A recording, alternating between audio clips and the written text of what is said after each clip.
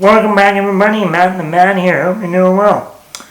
So, yesterday we got some crazy, wild, out of the blue, shocking news that Netflix and Sony are remaking, that's right, remaking 13 going on 30. Or I would like to say my sister, when she was 5 years old, acting like she was 21. Now this original 13 going on 30 came out in 2004. In April of 2004, I remember I saw it in the theater with my family. It came out a week before Van Helsing came out, and I also saw that a week later. And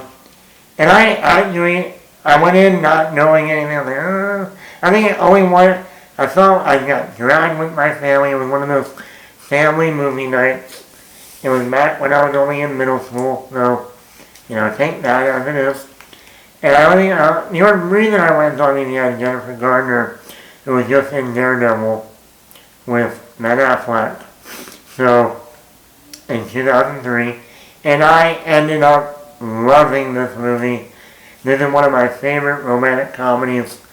We were spoiled in the 2000s with romantic comedies. And this was one of the best that they made. This really put Jennifer Garner on the map. Yes, she was already in Daredevil. Yes, she already had her TV series, Alias. But in terms of movies, in terms of in the theater, this put her on the map. Judy Greer was just coming off of, The Wedding Planner. She was already doing, a couple of romantic comedies at the time. Mark Ruffalo was also doing romantic comedies like Just Like Heaven with Reese Witherspoon. Andy Serkis. This was Andy Serkis' first movie post Lord of the Rings as Gollum. And then this came out about 4 months after The Lord of the Rings, The Return of the King. So the first time seeing Andy Serkis not as Smeagol Gollum. And this is a great movie. Let's not mince any words here. This is a perfect romantic comedy. Jennifer Garner, perfection. Mark Ruffalo, when he wasn't being political, he was great in this movie. Even Andy Serkis was fun. Judy Greer was great at being that asshole, friend, but, mean girl at the same time. The music, all the music in this movie was great. Thriller, so many great lines. Razzles, Maddie, Razzles. I like your dress. Man, I got these enormous boobs to fill them out. You want to play Battleship? I'll show you my destroyer. The music, Thriller, Michael Jackson Thriller, the whole scene at the office party. Also on the other jury, Jesse's Girl, and, Madonna music, all classic music of the 80s in this movie. It's romantic. The two leads have great chemistry. It's funny. It's quotable. It's romantic. It's only about a 90-minute or so movie. There is nothing wrong with this movie. So why are we remaking it? And it's only 22 years old. Then the thing with me with this movie, with this reboot or remake, whatever you want to call it, how are they going to do this movie? Is it going to be a direct remake of the original? Or, the times have changed since 2004. Times have changed. People don't buy magazines anymore. I'm Jenna Rick, Big Time magazine editor. It's quotable. It's great. But like I said, people don't pick up magazines anymore. People look online for everything, articles. So what is that? Is that going to be different now? Is Jenna Rink going to be working from some social media company. You know, what year are they going to set this movie in? Is it going to be present day 2027? Assuming that's when the movie comes out. So then I guess you gotta go, what, 17 years? I mean, that would put it in the year 2010. I was in college. Now, don't get me wrong, 2010 was a banger of a year, at least in the movie industry. It was a huge year in the movie industry.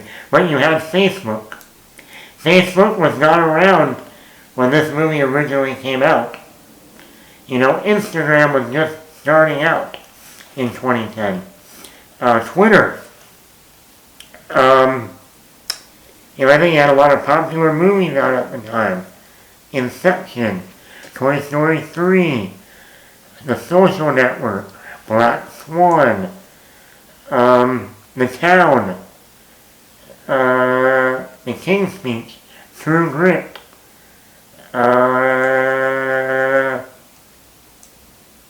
The Wolfman, Clash of the Titans, Alice in Wonderland, The A-Team, what else? What else? I know I'm missing something. Inception. I might have already said that. The final Saw movie. At that time.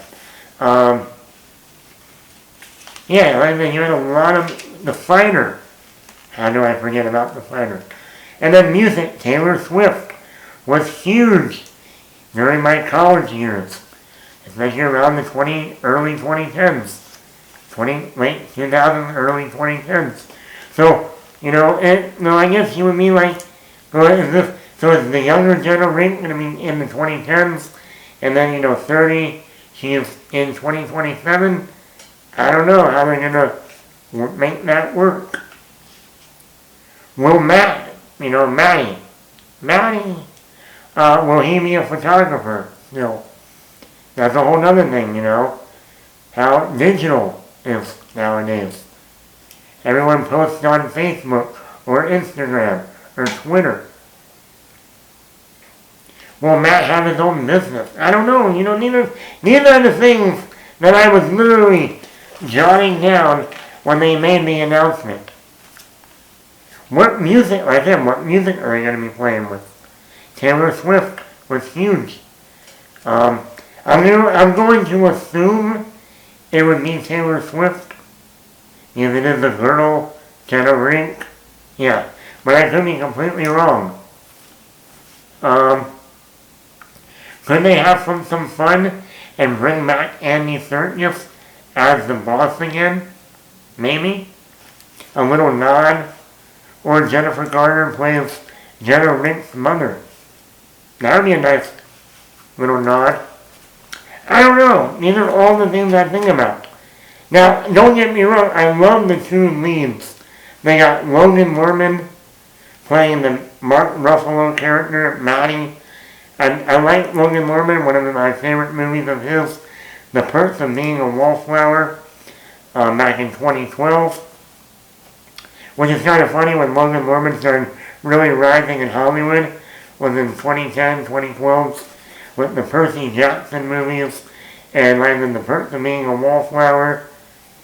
And then we got Emily Banner, who was just in the movie People We Meet on Vacation on Netflix, which I thought she did a great job. So I think she would be perfect for Jenna Rink. So I like the two leads. I'm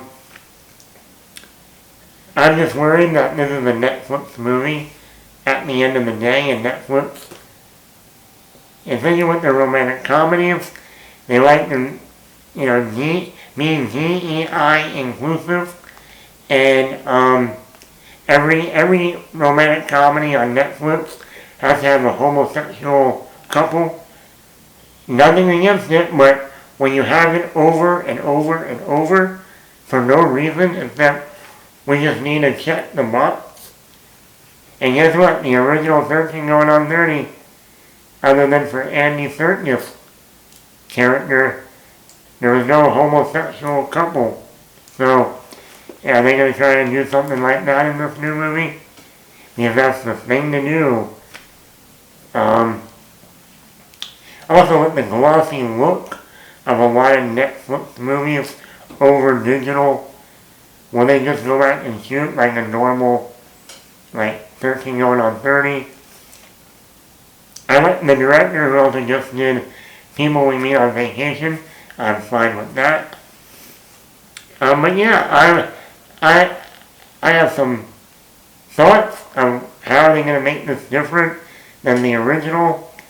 And then, like I said, I like the two leads. But then like I said, this is a Netflix movie. Sony Netflix. So either Sony's going to make it like they did K-pop Demon Hunters, and then just distribute it on Netflix. I don't know. I'll be interested to see who else they cast, obviously. Who's going to play the Judy Greer character? Are they going to, and they don't get Andy Serkis, who are they going to get to play, the boss of the magazine? If it is a magazine. But let me know in the comments below. Are you looking forward to 13 going on 30 remake? This is one of those movies that you don't need to make a remake of it. It's A, it's only 22 years old, and B, it's perfect already. So yeah, a lot of questions, a lot of iffy moments. So we'll see. Let me know in the comments below. Matt the Matt here. Hit that subscribe button.